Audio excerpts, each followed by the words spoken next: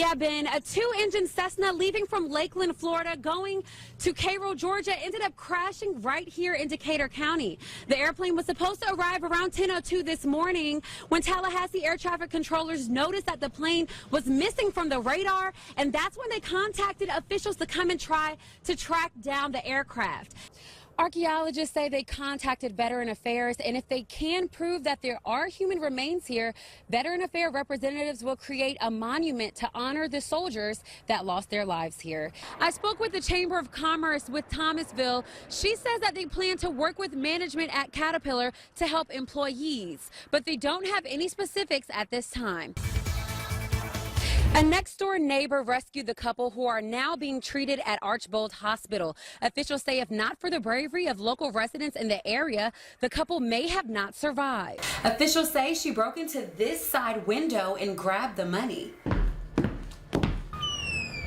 She walked out with her back facing this camera, which confused investigators, not knowing if she was a male or a female. The Florida Department of Transportation is providing a new road assistance program. So if you're stuck on the road with nowhere to go, you know just who to call. It's back to school time, and many parents know it's hard to keep kids happy with a fresh and healthy lunch. But have no fear, because Kimmel is here. He shows us some healthy options. Kind of wanted to go for a run today. I'm not sure how the temperature's looking. Alex, do you think I can make that happen? I mean, you may have enough chance. You may have enough time later on in the evening, but... Police say that both cases are related, and they arrested the driver, 18-year-old Zachary James Krebs. Live in the control room, Kelsey Rountree, News Channel 3.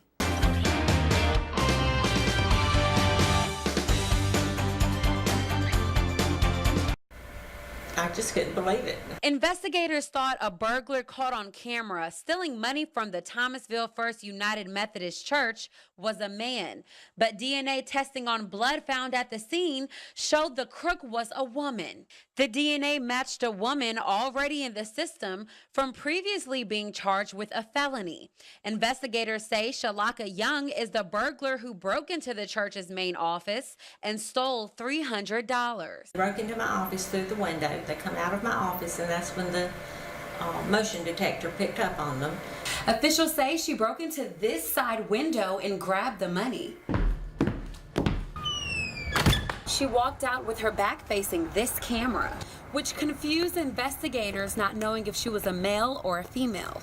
Investigators stumbled upon Young last week after initially looking for two other suspects involved in a separate case. We didn't exactly know where. So subsequently enough, we just so happened to run into this individual, as I said, while out on another situation, and at that time she was taken into custody.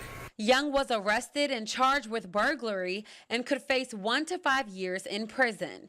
In Thomasville, Kelsey Rountree, WALB News 10. If it was my parents or something, I would want somebody to do the same thing.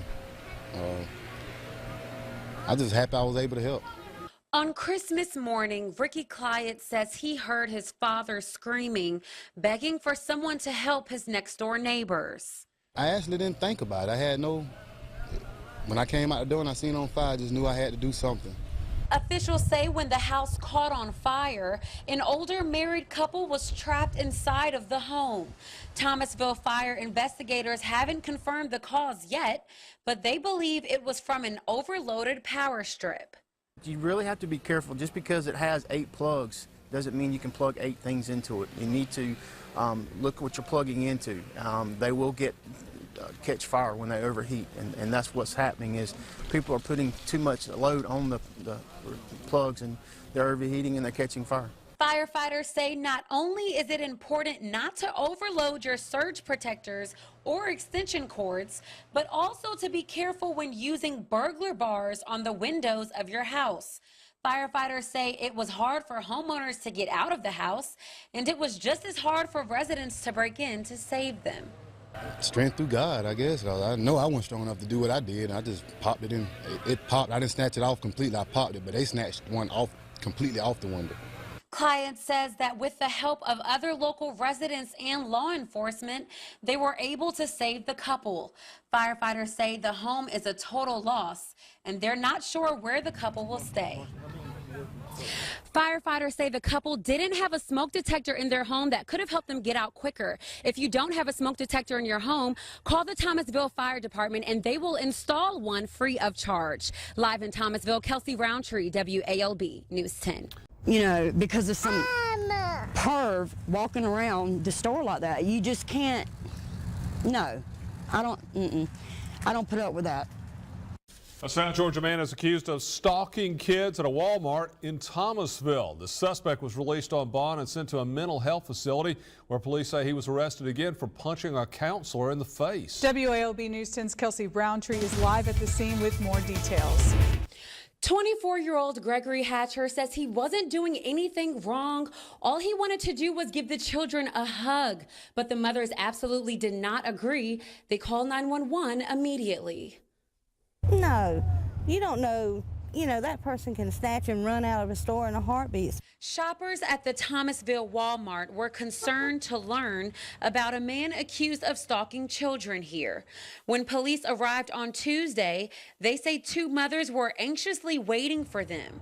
The moms told officers Gregory Hatcher was following women around the store, attempting to pick up children from shopping carts. The mom was very defensive about it, as any mother would be, I would think, of some stranger just coming up to your child and reaching for them, attempting to take them out of the buggy. You know, you would think their minds were going through all different types of thoughts as far as the child being abducted by some stranger. Officials say one of the mothers yelled at the man and told him to leave, but he still continued to follow her around the store. Marlena Hurst, a mother who was not involved in the incident, says she agrees with how the mothers handled the situation.